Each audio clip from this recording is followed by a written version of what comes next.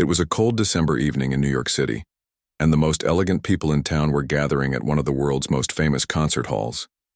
The annual charity gala was in full swing, with sparkling chandeliers casting a warm glow over hundreds of guests dressed in their finest evening wear.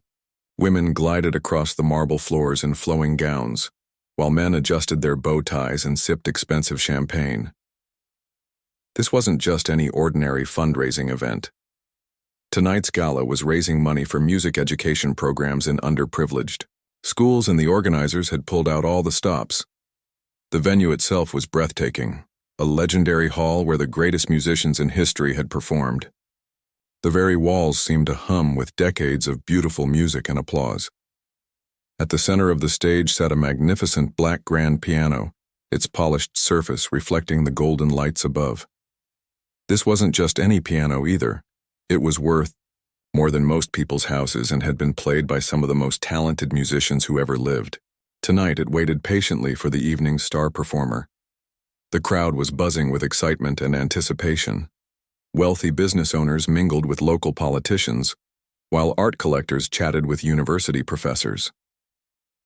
Everyone had paid a hefty sum to be here, not just for the good cause, but because they knew they were about to witness something special. The guest list read like a who's who of the city's most influential people. Near the bar, a small group had gathered around the evening's headliner, a world-renowned classical pianist who had traveled from Europe just for this performance. He was younger than many expected, probably in his early 30s, with dark hair and an easy smile that made everyone around him feel comfortable. His reputation preceded him, though. He had performed in the greatest concert halls around the world and had won more international competitions than most musicians could dream of.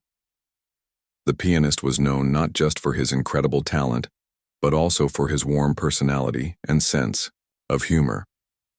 Unlike some classical musicians who could seem serious or intimidating, he genuinely enjoyed connecting with his audiences. He often told jokes between pieces during his concerts and wasn't afraid to poke fun at himself. This approachable nature had made him a favorite among both critics and regular music lovers. As he chatted with donors and supporters, sipping a glass of sparkling water — he never drank alcohol before performing — his eyes kept drifting toward the piano on stage. You could see the anticipation building in him too. His fingers occasionally moved as if he was already playing, a habit that all serious pianists develop over years of practice. The cocktail hour was winding down, and guests were beginning to find their seats. Round tables covered in crisp white tablecloths filled the main floor, each decorated with elegant flower arrangements. The atmosphere was perfect, sophisticated but not stuffy, elegant but still warm and welcoming. It was during these final minutes before the official program began that something unexpected happened. Near one of the tables closest to the stage, an older woman was standing with a small group of friends.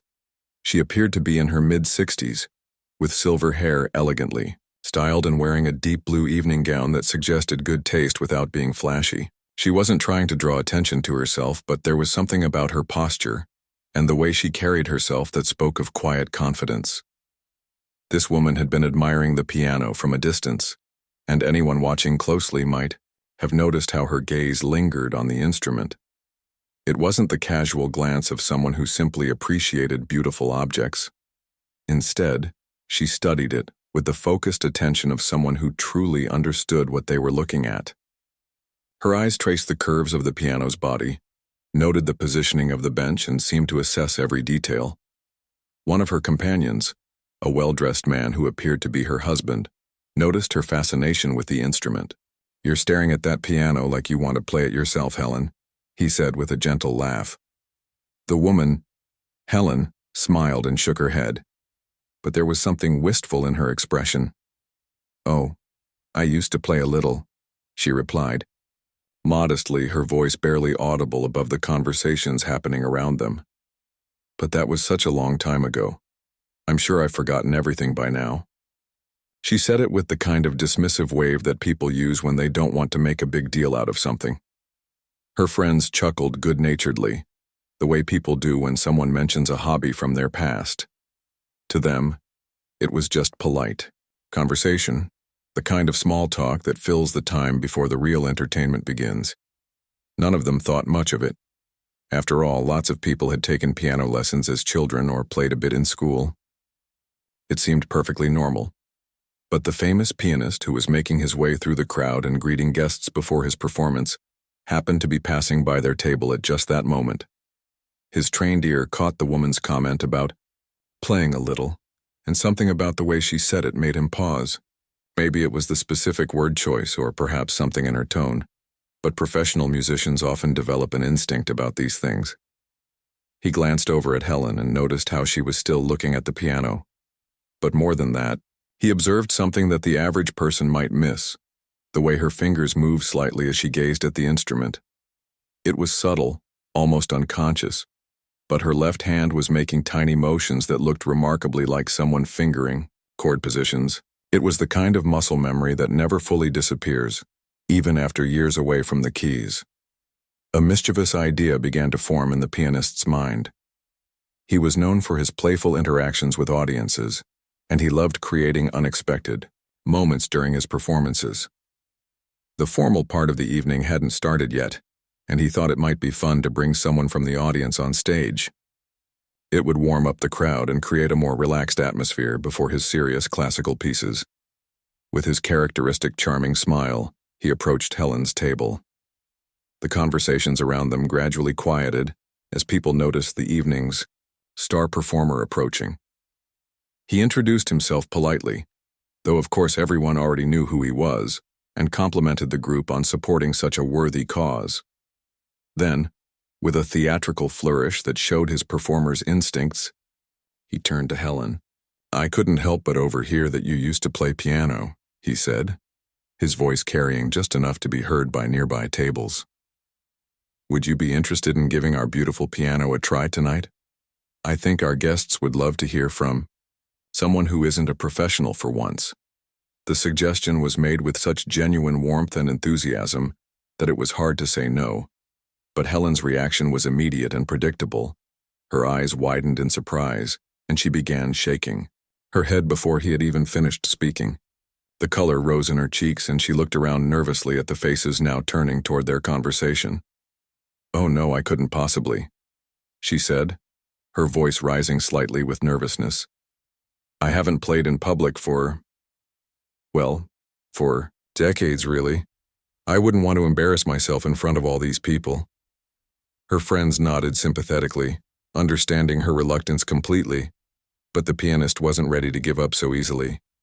He had a performer's instinct for reading people, and something about this woman intrigued him, call it intuition. But he sensed there was more to her story than a few childhood piano lessons. The famous pianist wasn't the type to give up easily, especially when his performer's instincts told him there was something special brewing. He could see the nervousness in Helen's eyes, but he also noticed something else. A flicker of longing when she glanced back at the piano. It was the same look he'd seen in the faces of musicians who had been away from their instruments for too long. "Come on," he said with an encouraging smile, his voice taking on the warm, persuasive tone that had charmed audiences around the world. "I promise it'll be fun. Besides, everyone here is in such a good mood tonight. They're not here to judge anyone, we're all just here to support a great cause and enjoy some music together." Helen's husband placed a gentle hand on her shoulder, giving her a reassuring squeeze. "You know, dear, you always said you missed playing," he said quietly, though his words carried to the nearby tables. "Maybe this is a perfect opportunity. It's just for fun, after all."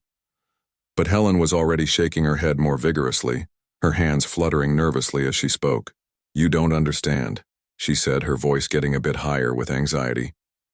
"I'm terribly out of practice.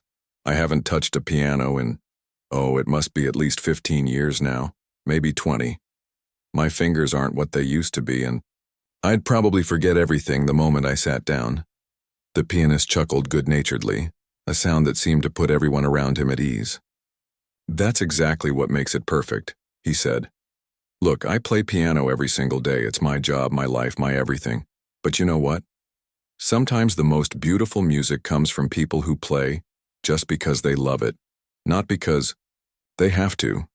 By now their conversation had attracted the attention of more guests. People at neighboring tables were turning in their chairs, curious about what was happening. The pianist, ever the showman, seemed to sense the growing audience and decided to play to the crowd a bit. "Ladies and gentlemen," he said, raising his voice just enough to be heard across several tables, "we have a wonderful surprise tonight. We've discovered a hidden pianist among our guests." He gestured toward Helen with theatrical flair. "She's being modest, of course, but I think we can all agree that music is meant to be shared, don't you?" A ripple of polite applause and encouraging murmurs spread through the nearby crowd. People were smiling and nodding, caught up in the spontaneous moment. Someone called out, "Go for it," while others clapped supportively. The atmosphere was warm and encouraging, exactly the kind of environment where people felt safe to take risks. Helen looked around at all the friendly faces, feeling the weight of their expectations, but also their genuine kindness. These weren't people looking to criticize or judge. They were music lovers who had come together for a good cause, and they were excited about the possibility of an unexpected performance. "I really don't think this is a good idea," she said, though her protests were getting weaker. You could hear the internal struggle in her voice. Part of her was terrified, but another part was clearly tempted. What if I make a fool of myself? What if I can't remember how to play properly? The pianist moved closer and spoke more quietly, though his words were still audible to those nearby. "Tell you what," he said conspiratorially. "If you get up there and decide you can't do it, just wave to the crowd and come back down. No pressure at all. But something tells me you might surprise yourself." One of Helen's friends, a woman about her age wearing an elegant pearl necklace, leaned forward. "Helen, honey, you used to talk about piano all the time when we first met, remember? You'd get this dreamy look whenever classical music came on the radio. I always wondered why you never played for us." "That's different," Helen replied, but there was less conviction in her voice now. "Playing at home by yourself is completely different from playing in front of hundreds of people. This is Carnegie Hall, for goodness sake. Do you know how many legendary musicians have performed on that very stage?" The pianist nodded thoughtfully. "You're absolutely right," he said. "This is one of the most prestigious venues in the world. But you know what? Every single musician who's ever played here had a first time too, and I bet most of them were nervous when they started." He paused for a moment, then added with a grin, "Besides, I'll be right there with you. If things go terribly wrong, I'll jump in and save the day. Think of me as your musical safety net." The crowd was growing larger now as word of the impromptu invitation spread through the room. People were gathering around their table, drinks in hand, all watching this charming drama unfold. There was something magical about the moment. The unexpected nature of it, the genuine kindness of the pianist, and the vulnerability of this elegant woman being asked to step outside her comfort zone. Helen's husband squeezed her hand gently. "What do you think, dear?" he asked softly. "You always light up when you hear piano music. Maybe it's time to make some music again." "But I'm not dressed for performing," Helen said, grasping for any excuse she could find. "This dress isn't meant for sitting at a piano bench. And my shoes, these heels aren't practical for using the pedals properly." The pianist laughed warmly. "Trust me, I've seen pianists perform in everything from tuxedos to casual clothes. The piano doesn't care what you're wearing. It just wants to be played. And honestly, you look absolutely perfect for the occasion." A distinguished older gentleman from a nearby table called out, "We're all rooting for you." His comment was echoed by others, and soon there was a chorus of gentle encouragement coming from all directions. "You can do it. We'd love to hear you play. Don't be shy." Helen looked around at all these supportive faces, strangers who had somehow become an impromptu cheering section. There was something incredibly touching about their enthusiasm. These were sophisticated people who had come to hear a world-class pianist, yet they were genuinely excited about the possibility of hearing her play too. "I suppose," she said slowly, and you could almost hear the exact moment when her resolve began to crumble. "I suppose it couldn't hurt to just try. But I want everyone to know that I make no promises about this being any good." The pianist's face lit up with genuine delight. "That's all anyone can ask for," he said. "Music isn't about perfection. It's about sharing something beautiful with other people." As Helen finally nodded her agreement, albeit reluctantly, the Crowd burst into warm applause. People were genuinely excited now, not just being polite. There was something infectious about the spontaneity of the moment, and everyone could sense they were about to witness something special. The pianist offered Helen his arm in a gallant gesture. "Shall we?"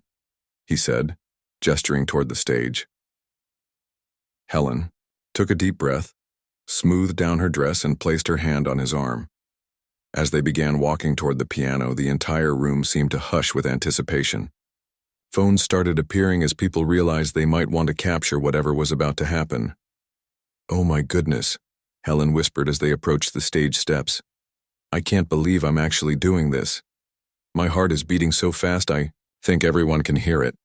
"That's perfectly normal," the pianist whispered back reassuringly. "The day you stop getting nervous before performing is the day the music stops meaning something special." As Helen and the pianist reached the stage, the entire concert hall seemed to hold its breath. The magnificent piano looked even more imposing. Up close, its polished black surface reflecting the warm stage lights like a mirror. Helen paused at the bottom of the steps, suddenly overwhelmed by the reality of what she was about to do. "Second thoughts?" the pianist asked gently, noticing her hesitation. Helen shook her head, though her voice wavered slightly. "No. I've come this far. I suppose I should see it through." She lifted the hem of her evening gown carefully and climbed the steps, each one feeling like a small mountain under her feet. The audience had grown quiet now, but it was a warm, expectant silence, rather than the cold judgment she had feared. People were settling into their seats, wine glasses forgotten on tables, all attention focused on the unfolding drama. Even the waitstaff had stopped moving, curious to see what would happen next. When Helen reached the piano, she stood beside it for a moment, just looking. Her fingers traced lightly along the edge of the keyboard cover, and anyone watching closely might have noticed that her touch was surprisingly reverent, almost like someone greeting an old friend they hadn't seen in years. "It's beautiful," she whispered, more to herself than to anyone else. The pianist smiled and gently lifted the keyboard cover, revealing the pristine black and white keys underneath. They gleamed under the stage lights, perfectly aligned and waiting. Helen approached the bench with careful steps. As she sat down, something remarkable happened. Her entire posture changed. Gone was the nervous, hesitant woman from just moments before. Instead, she sat with the straight-backed elegance that only comes from years of proper piano training. Her feet found the pedals naturally, and she adjusted the bench height with the practiced motion of someone who had done this thousands of times before. The audience noticed the transformation immediately. Conversations that had been buzzing quietly around the room died away completely. People leaned forward in their seats, suddenly realizing that maybe this wasn't going to be the amateur hour they had expected. Helen flexed her fingers gently, rolling her shoulders to release the tension that had built up during her walk to the stage. "It's been so long," she murmured, looking down at the keys. "I hope they remember what to do." The pianist stood beside her, ready to offer encouragement or step in if needed, but something in Helen's demeanor made him take a small step back. Instead, there was a change in the air, a sense that something significant was about to happen. Helen placed her hands on the keys for the first time, and even that simple gesture drew a soft intake of breath from the audience. Her hand position was perfect. Curved fingers, relaxed wrists, thumbs properly positioned. These weren't the hands of someone who had just dabbled in piano lessons as a child. She began with a single note, soft and clear, letting it ring out in the perfect acoustics of the concert hall. Then another note joined it, and another, building into a simple but beautiful melody that seemed to float through the air like silk. The audience relaxed slightly, thinking this was going to be a gentle amateur performance after all. The melody was lovely but simple, something that a moderately skilled pianist could certainly handle. People smiled appreciatively, prepared to give polite applause for a nice try. But then something extraordinary happened. As Helen continued playing, the simple melody began to reveal itself as something much more complex. What had started as basic notes was actually the deceptively gentle opening of one of the most challenging pieces in the classical piano repertoire. The pianist standing beside her felt his casual smile freeze on his face. He recognized those opening measures immediately. This was Chopin's Ballade No. 1 in G minor, a piece that separated amateur pianists from serious musicians. It was the kind of composition that conservatory students spent months preparing, and even professional pianists approached with respect and careful preparation. As Helen moved deeper into the piece, her playing began to reveal layers of skill that made the audience sit up straighter in their chairs.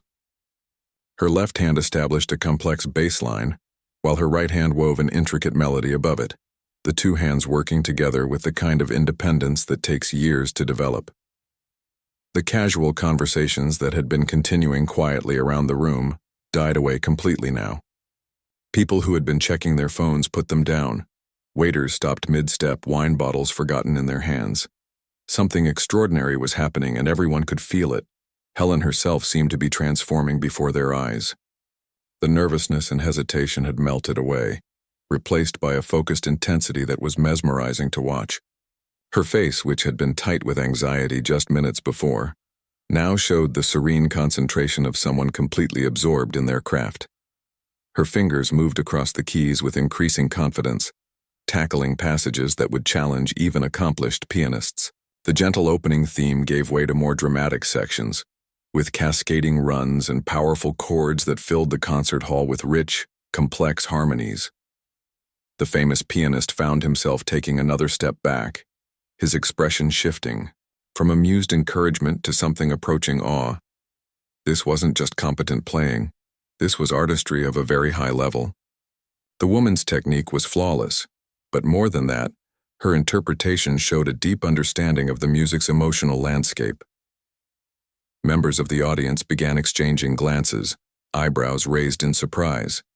This was not what any of them had expected when a shy woman had been coaxed onto the stage. Phones began appearing again, but now people were recording rather than texting, instinctively recognizing that they might be witnessing something special.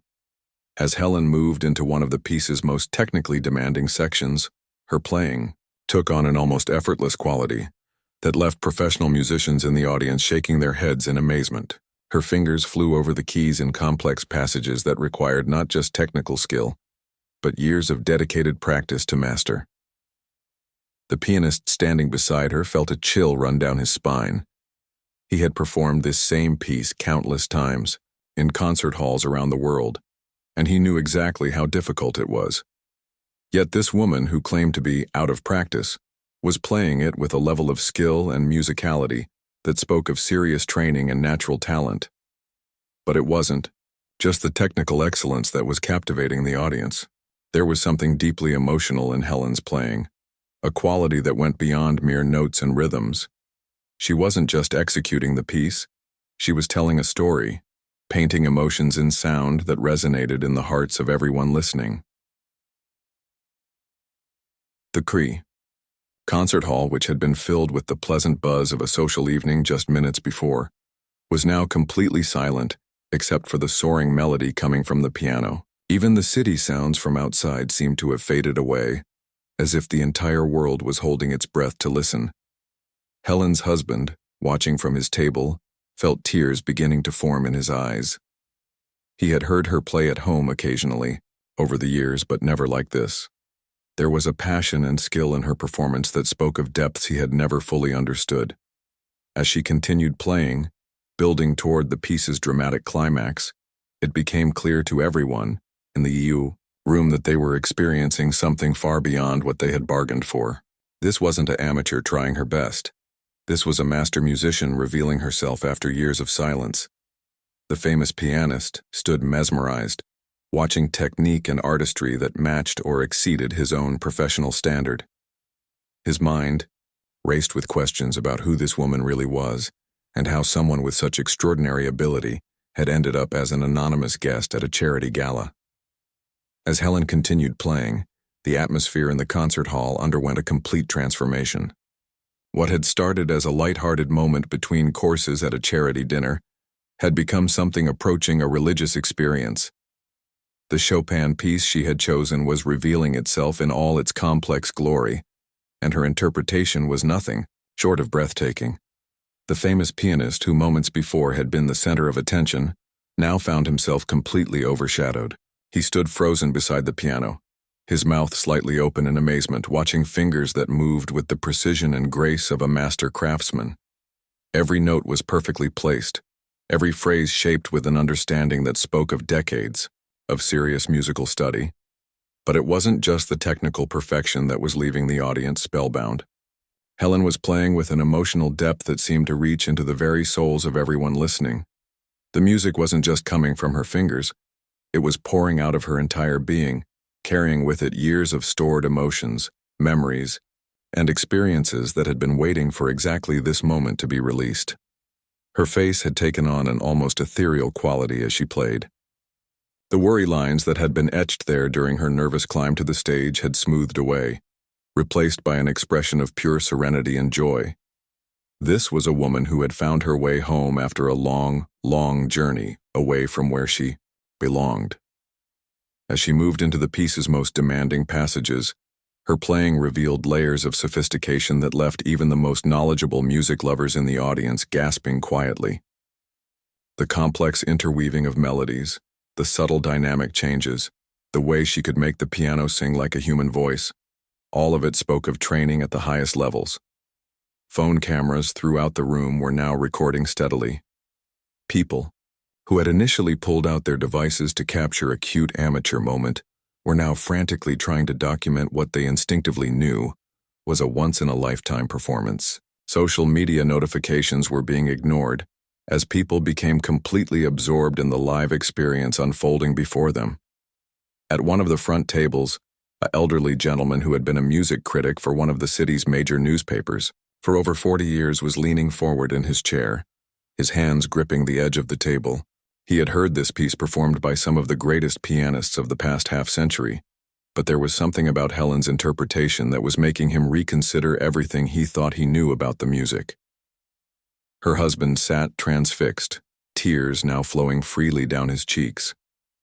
He was remembering fragments of conversations from years past, times when Helen would grow quiet during classical music performances on television, moments when she would hum melodies he didn't recognize while doing everyday tasks around the house.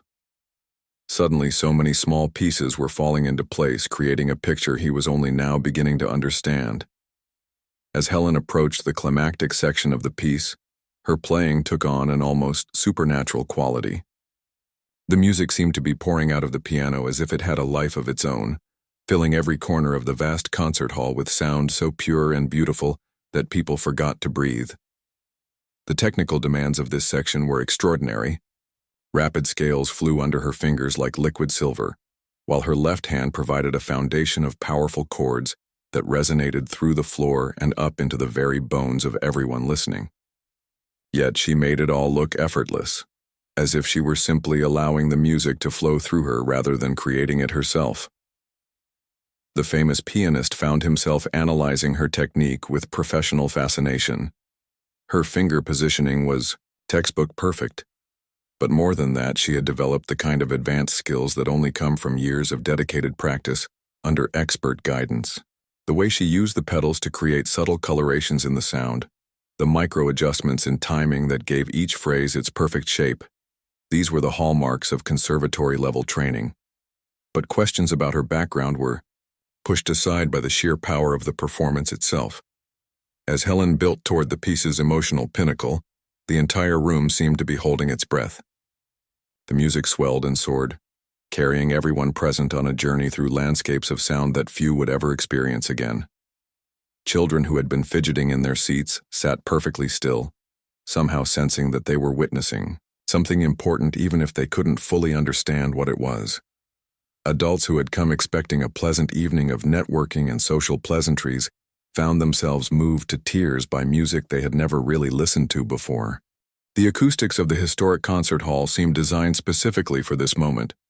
Every note rang out with crystalline clarity, yet blended seamlessly with those around it to create harmonies that seemed to exist in 3 dimensions. The sound wrapped around the audience like a warm embrace, drawing them deeper into the musical story Helen was telling.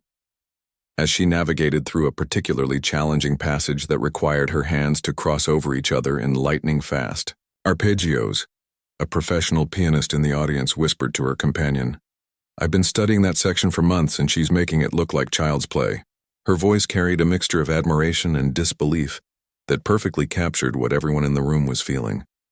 The emotional intensity of Helen's playing was reaching levels that bordered on transcendent. It was clear that this wasn't just a performance for her. This was a homecoming, a return to a part of herself that had been dormant for far too long. Every note carried the weight of years of separation from something she clearly loved with every fiber of her being. The famous pianist realized that his own planned performance, no matter how technically perfect, would pale in comparison to what was happening right now. This was music making at its most pure and powerful, not a display of professional skill, but an outpouring of genuine human emotion transformed into sound. As Helen approached the final section of the piece, building toward its powerful conclusion, the energy in the room had reached a fever pitch. People were leaning forward in their seats, completely absorbed in the musical journey they were being taken on. The normal sounds of a large gathering, coughing, rustling clothes, clinking glasses, had disappeared completely, leaving only the piano and the collective held breath of 500 amazed listeners. Her technique remained flawless even as the emotional intensity reached its peak. The final cascading passages flowed from her fingers like waterfalls of sound, each note perfectly placed despite the incredible speed and complexity of the music. It was the kind of playing that separated true artists from merely skilled technicians, music making that transcended technical perfection to touch something deeper in the human experience. As Helen built toward the final dramatic chords that would bring the piece to its conclusion, everyone in the room could sense that they were about to witness the end of something truly extraordinary. The silence that would follow those final notes would bring with it a flood of questions about who this remarkable woman really was and how such incredible talent had remained hidden for so long. The famous pianist, still standing beside the bench, in amazement, knew that nothing in his professional experience had prepared him for this moment. He had discovered not just a hidden talent, but a master musician whose story was only beginning to unfold. The final notes of the Chopin piece rang out through the concert hall with a power and beauty that seemed to suspend time itself. Helen's hands lifted gracefully from the keys, and for a moment that felt like an eternity. The entire room sat in complete, breathless silence. It was the kind of silence that follows only the most extraordinary performances. Not an absence of sound, but a presence so profound that no one dared break it. Then, like a dam bursting, the audience erupted. 500 people rose to their feet as one, their applause thundering through the historic venue with an intensity that seemed to shake the very foundations of the building. It wasn't polite charity gala applause. This was the kind of ovation usually reserved for the world's greatest artists after career-defining performances. Helen sat at the piano bench, her hands still poised above the keys, looking almost surprised by the explosion of appreciation surrounding her. Tears were streaming down her face, but they were tears of joy mixed with something that looked like relief, as if a weight she had been carrying for decades had finally been lifted from her shoulders. The famous pianist, who had witnessed countless standing ovations throughout his career, had never seen anything quite like this. The audience wasn't just clapping, they were shouting, whistling, and many were openly weeping. He could see grown men wiping their eyes, elegant women dabbing at their makeup, and even the typically reserved waitstaff applauding enthusiastically from the sides of the room. "Bravo!" someone shouted from the back of the hall. "Magnificent!" called another voice. The applause continued for what felt like forever, wave after wave of appreciation washing over the stage. Helen finally stood and gave a small, humble bow, which only intensified the crowd's response. As the applause gradually began to subside, the pianist approached the microphone that stood at the side of the stage. His own hands were shaking slightly as he adjusted the stand, still processing what he had just witnessed. "Ladies and gentlemen," he began, his voice carrying a mixture of amazement and respect that everyone in the room could hear. "I think we can all agree that what we just experienced was, well, it was nothing short of extraordinary." The audience murmured in agreement, many still wiping tears from their eyes. Helen remained standing beside the piano, looking almost shy, again now that the music had ended and reality was settling back in. "I have to admit," the pianist continued with a slightly embarrassed laugh, When I invited this lovely lady to play, I was expecting maybe a simple song, perhaps something we could all sing along to. I certainly wasn't prepared for one of the most beautiful performances of Chopin I've ever heard in my life. More applause erupted and Helen's cheeks flushed pink. She looked around the room at all the faces turned toward her, seemingly overwhelmed by the attention and praise. "I think," the pianist said, raising his hand to quiet the crowd, "we all have the same question on our minds. Ma'am, would you be willing to share a bit about your musical background? Because what we just heard—" He paused, shaking his head in amazement. "That was the work of a master." Helen looked uncertain for a moment, glancing toward her husband in the audience. He was beaming with pride and gave her an encouraging nod. She stepped closer to the microphone, her voice soft but clear in the hushed room. Well, this is all quite overwhelming," she began, her words carrying easily through the excellent acoustics of the hall. "I really didn't expect. I was just trying not to embarrass myself up here." Gentle laughter rippled through the audience, the kind that comes from shared emotion rather than humor. "But since you're asking," Helen continued, her voice growing slightly stronger, "I suppose I should be honest about my background. My name is Helen and I used to be a professional pianist a very long time ago." The room buzzed with excited whispers. People were leaning forward, hungry for more details about the mystery they had just witnessed solved. "I started playing when I was very young," Helen went on, her hands clasped nervously in front of her. "My parents noticed I had some talent and they made sacrifices to give me lessons with the best teachers they could find. By the time I was a teenager, I was performing with orchestras and winning competitions." The famous pianist's eyes widened. He was beginning to piece together a picture that was making his pulse quicken with excitement.